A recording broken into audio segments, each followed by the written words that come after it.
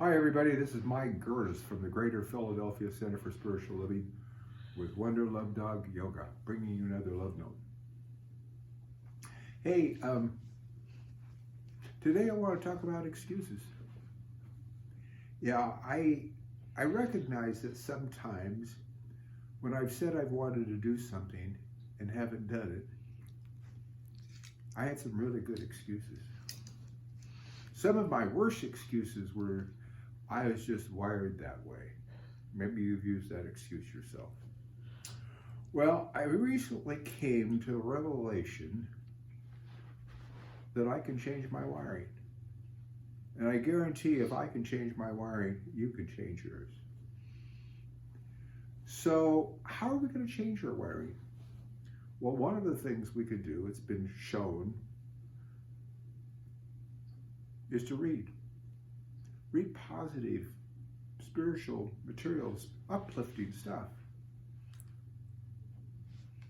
And we should watch, when we're watching television or seeing a movie, rather than getting into the violence and the nastiness and all that kind of stuff, though it's very exciting, we need to find something more uplifting. Now, the reason why that is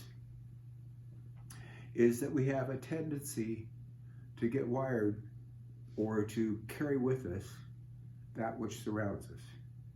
For example, if you rolled in manure, you'd probably go away with a stink. And that's the problem that we have. A lot of us are rolling around in manure, parenthetically, with regards to what's going on in our society. A lot of what's going on in society, we pay too much attention to. We need to pay attention to the truth. We need to pay attention to that which we know is real. And we need to work towards that. Rather than hate, we need to embrace love. Rather than separateness, we need to focus on and embrace unity. Rather than anger, hostility, we need to focus on love and peace. So if we surround ourselves with like-minded people that are doing the same thing, we will get rewired. If we read positive things, constructive things, uplifting stories, things that help you along your spiritual pathway, you will find yourself being rewired. Now, I was told once, actually I read once in a class, that our personality was based on two things. And a lot of people could say that how your personality is how you're wired. But the personality was based on two things. One, your collective memory. In other words, what has your subconscious mind has accepted or known. And the second thing is our choices. Our choices on what to think. Our choices on what to dwell on. Our choices on what to say. Now, if we change our choices, if we change that which we are looking at, we'll begin to form new memories.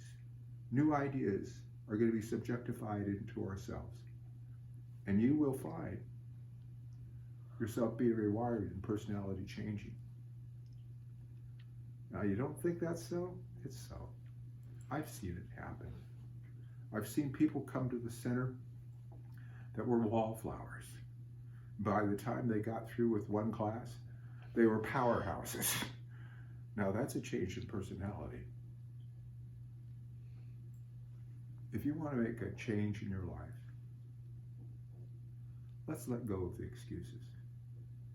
Now, you might say, oh, another good excuse people have is that I'm too old. The only time you're too old is when you say you're too old. Or you might say, I can't do it because I'm of the wrong gender. Or I can't do it because they won't accept me. I can't do it because this or that or this or that. Only thing that stops you from realizing a divine desire within you. Notice I said a divine desire within you. Something Spirit really wants to express and know and be and do and have within you is yourself. Your own fears, your own doubts, our own excuses. If we recognize that any of those situations, any of those conditions that we think are blocking us from realizing our heart's desire,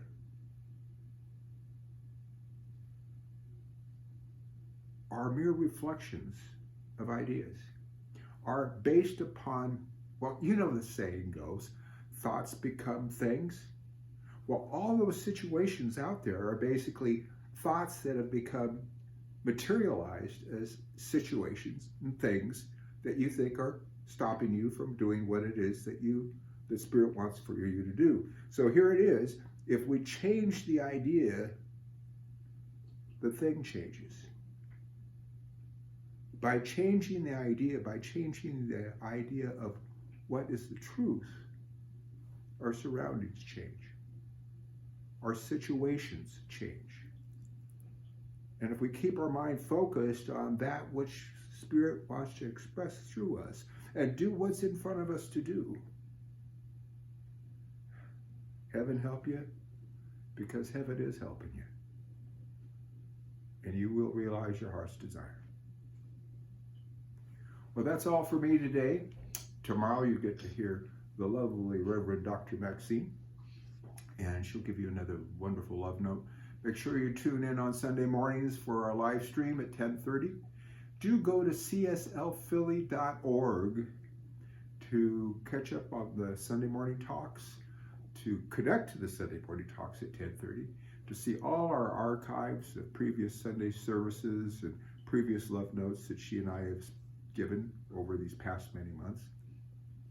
And also, it's an opportunity to see about what's going on with regards to our classes. We've got oodles of classes coming up that you need to get on to right now. And this coming Sunday, we have a very special guest, Greg Lavoie, that will be speaking. So check that out. And there's a workshop in the afternoon that you must pre-register for. So check it out, cslphilly.org. Well, that's all for us. Yoga says goodbye. I say good night.